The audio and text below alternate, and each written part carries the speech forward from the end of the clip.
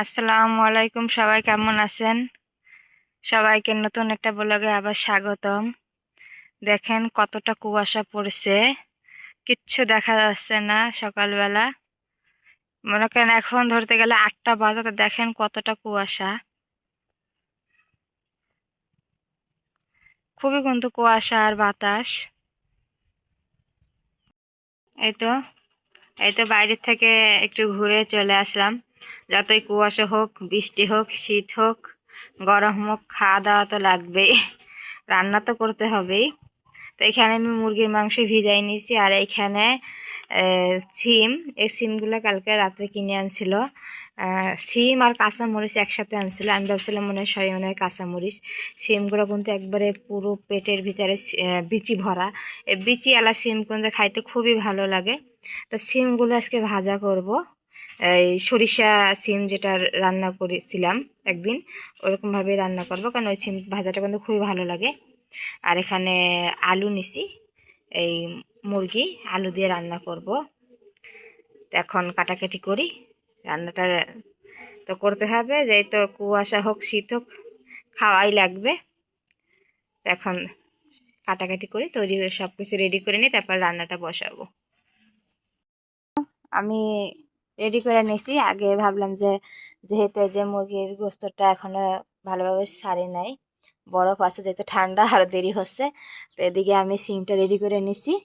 এখানে ঝাল বাটা, তারপর হলুদ লবণ, এখানে সরিষা বাটা, পেঁয়াজ বাটা, তারপরে আদা রসুন জিরা বাটা, সবগুলো দিয়ে তেল দিয়ে এখন মাইখা বসাই দিব রান্নাটা। পরে যখন মাংসটা ছাড়বো তখন ওটা রান্না করব। এখন যেহেতু সকালবেলা, তাড়াতাড়ি করে রান্নাটা বসাই দিই। ভাবলাম এক পাশে ভাত দিই আর এক পাশে সিম ভাজাটা বসাই দিই। পরে যখন এটা রেডি হবে তখন ওইটা রান্না করব। এখন আমি এটা ভালোভাবে মাখাই, তারপরে রান্নাটা বসাই দিব। এটা দেখেন আমি কত সুন্দর করে মাখিয়ে নিচ্ছি। আর এই সরিষা দিয়ে মানে সব ধরনের মশলা যদি আপনি বাইটে রান্না করেন আর যদি মাখান, তা তখন যে কতটা সুন্দর লাগে, মনে হয় কি কাঁচাই খাওয়া যায়। এখন পরিমাণ মতো পানি দিয়ে দিব। এতো আমি পরিমাণ মতো পানি দিয়ে দিছি। আর এখন রান্নাটা বসাবো। এই তো রান্নাটা বসাই দিছি, আর আমার শাশুড়ি মাকে জাল দিতে বললাম যে তুমি জাল দাও, আর আমি ওইটা মাংসটা রেডি করি। তো যে আমার শাশুড়ি মা জাল দিচ্ছে, আর ওদিকে আমি মুরগিটা রেডি করে নিই। এই তো আমার মানে মুরগির মাংসগুলো আমি সুন্দর করে ধুয়ে নিছি, আর এখানে আলুগুলোও কাইটে ধুয়ে নিছি। এখন আমি মুরগির মাংসটা মাখায় রাখবো। এই তো মুরগির মাংসটা মাখায় রাখলাম, আর আলুগুলো আমি একটু তেলে ভাজা নিব, সেই কারণে মাখাইলাম না। তো আমি রান্না করতে বসে পড়লাম, ওদিকে আমি গুছিয়ে নিয়েছি। আর এই যে আমার সিমের তরকারিটা হচ্ছে, ভাতও বসাই দিচ্ছি এক সাইডে। আর এই মাত্র আমার মেয়েরা উঠলো, আর ওদের ডাকি নাই অত সকালে, মাত্র ছোট মেয়েকে খালি ডাইকে দিছি, যাই তো আগে করতে যায় সেই কারণে। আর এখন যেহেতু স্কুল বন্ধ, মেয়েরা একটু বেলা করে ঘুমাক, সমস্যা নেই, বইও নাই, ওদের একটু মনে করেন যে ছুটি পাইছে। আর প্রচন্ড ঠান্ডা, পরে সোয়েটার গায়ে দিচ্ছে। দেখেন আপনারা দেখি বলবেন আমাকে যে আপালি মনে হয় সব শীত আইছে। যেহেতু ঠান্ডা আর শীতের পোশাক যেহেতু আছে, ওগুলা গায়ে দেই, দরকার আছে পোশাক থাকতে শীতে কষ্ট করার। আমার মেয়ে বলতেছে দেখো তোমাকে কেমন দেখা যাচ্ছে, কতগুলো পরছো। আমি কি থাক, আমাকে যেরকম দেখা যায় যাক, আমার ঠান্ডাটা আগে থেকেই করা লাগবে। তো এই যে চুলা দমাও আছে হালকা করে, মনে করেন যে এখনো কিন্তু কুয়াশা আছে, প্রায় 9:30 বাজে, তারপরে কুয়াশা এখন কোনো যায় নাই।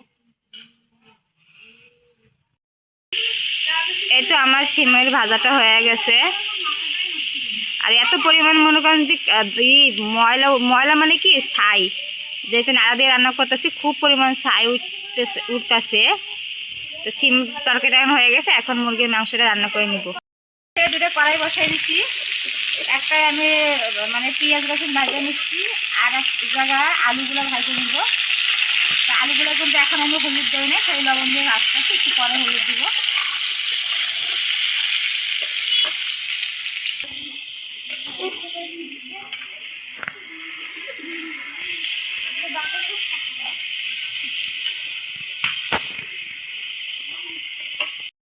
এ তো আমি এক সাইডে মুরগির মাংসটা রান্না করতেছি, আর এক সাইডে যে আলুগুলো তেলেতে একটু ঝাল তারপরে সব ধরনের মশলা দিয়ে এটা এক সাইডে ভাজা নিচ্ছি।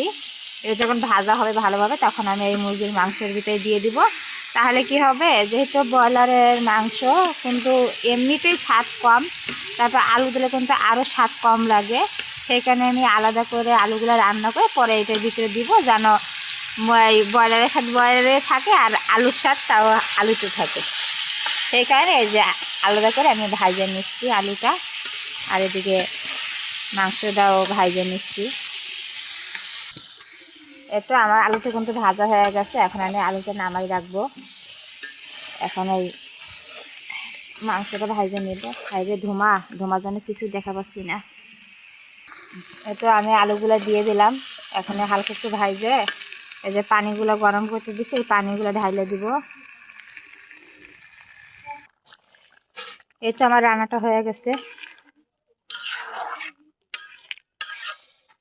হালকা একটু ঝোল রাখছি, আলু যেহেতু ঝোল কিন্তু কমে যাবে। এখন নামাবো। রান্না বাড়া শেষ, আর এখন খাচ্ছি। এই যে এখানে সিমের ভাজা, এই সিমগুলো কিন্তু খাইতে খুবই মজা লাগে, আর দেখেন পেট ভরা মানে বেশি। আর এখানে এই যে মুরগির মাংস যে রান্না করছি ওইটা। তা খাওয়া দাওয়া শেষ করি, অনেক দেরি হয়ে গেছে। আর ভিডিওটা আজকে এই পর্যন্ত। কি ভালো লাগলো অবশ্যই লাইক দেবেন, চ্যানেলটা সাবস্ক্রাইব করবেন। সবাই ভালো থাকেন, সুস্থ থাকেন, আল্লাহ হাফিজ।